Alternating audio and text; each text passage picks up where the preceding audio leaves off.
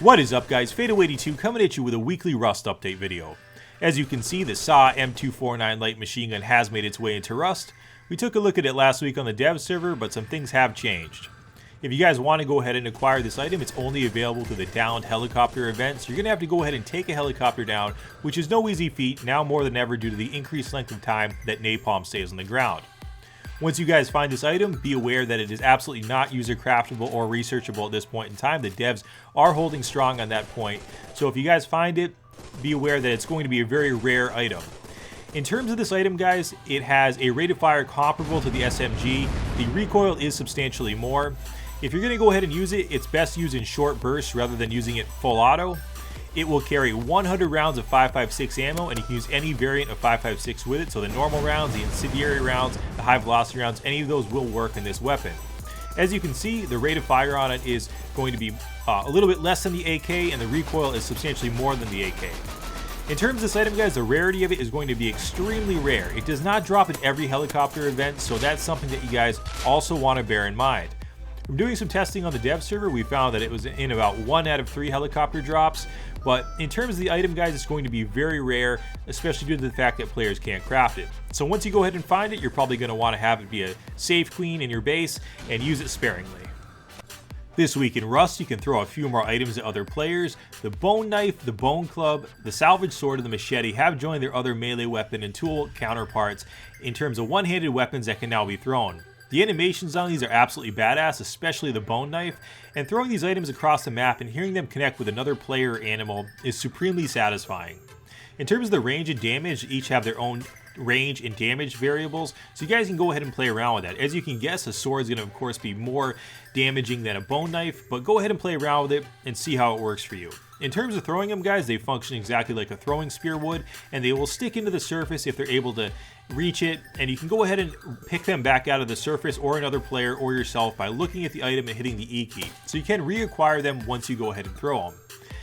I can't state enough, guys, how much fun this is. It's relatively simple when we think about it. It's an item that can be thrown, but we had so much fun with it, just experimenting with it. We almost lost track of the fact that we were doing an update video, and I think you guys are really going to enjoy this. It really helps to add to the immersion of Rust, and having something you can lob at another player, animal, whatever it may be, hopefully enemies in the future, is just something that, again, is very satisfying and very fun. As we showed you last week, the first person skin on the AK has changed. It's a little more aesthetically pleasing, a little bit sexier if you will, and in addition to looking better, there's some added functionality to this overhaul to the AK, in that in the future we may be able to have different grips, stocks, mags, of course skins, so there'll be more functionality to it, which is really important because this is one of the most widely used and recognizable guns in Rust.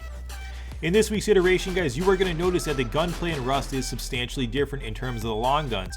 Using bolts, AKs, and also now the M249, they have a penalty to them if you're moving and using them, especially if you're running. So if you guys are on the move and you're trying to shoot, you're going to notice that the recoil has more kick to it.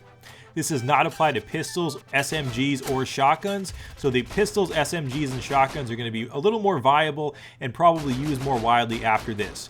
You guys are going to notice a lot more kick. It's a lot more difficult to aim when you're moving, so if you want to go ahead and aim these items precisely, you're going to have to really stop and acquire your targets to be able to effectively land those shots. Otherwise, you're going to be wasting ammo. This is a bit of a game changer, guys, and it really can't be stated enough how important a change like this is. The building system continues to evolve in Rust. This week, you guys are going to notice improved stability, which is very important for building in Rust and was a much needed fix in the game. Also, there's been some exploit fixes in terms of building, and this isn't the most forward-facing change in that it isn't immediately noticeable, but it's very important to be able to continue to iterate further on the building process, so it was absolutely needed. Also, guys, take note that those twig walls look a little bit different, and it's easier to tell which side is inside. In addition, guys, there's been some changes to the way that quarries and pump jacks work in the game now. Quarries now can only be placed on land. They can no longer be exploited and placed underwater, so sorry about those people who like placing them underwater. That's no longer going to be possible. The pump jack is no longer in the game. It may make an appearance in the future. It will likely make an appearance in the future, but as of right now, it is not in the game. Why this is important, guys, is that for the past few months in Rust, it has been a bit of a game where people are hanging out in their compounds, they're not going out to raid, they're not interacting with one another, and partly to blame for that is the addition of the quarries and the pump jacks, so taking the pump jacks out helps to mitigate against that.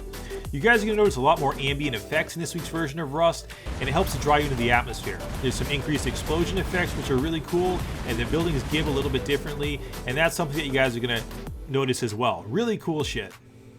As we covered last week, the Torch has received a much needed nerf, and the Rock will once again reign supreme as the preferred naked beach fighting weapon.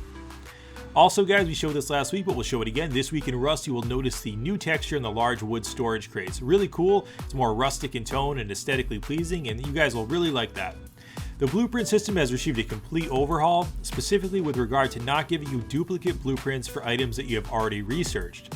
With this character, I haven't learned anything, so we're going to go ahead and learn a few of these blueprints and then go and pull from the library again. And what you guys will notice is we won't get duplicate blueprints for items that have already been researched. We will receive duplicates for items that are not researched, but not for ones that have been researched. This is an absolute overhaul of the system and will make it much less frustrating to use. There also was some talk in the dev blog about making this more of an experience or economy based system with the fragments, and that's something that's really intriguing. More work is being done on the dungeons, and hopefully guys we'll see this first integrated into the game next month. Really hope to see that soon. In addition, we saw some artwork on that Garand type semi-automatic rifle, so that's something that's on the way as well. As always guys, really had a lot of fun making this update video. Hope you enjoyed watching it. Fado82, peace. Do I? I see it. Yeah, if you can get that sword out of your ass, that would be great. I got it.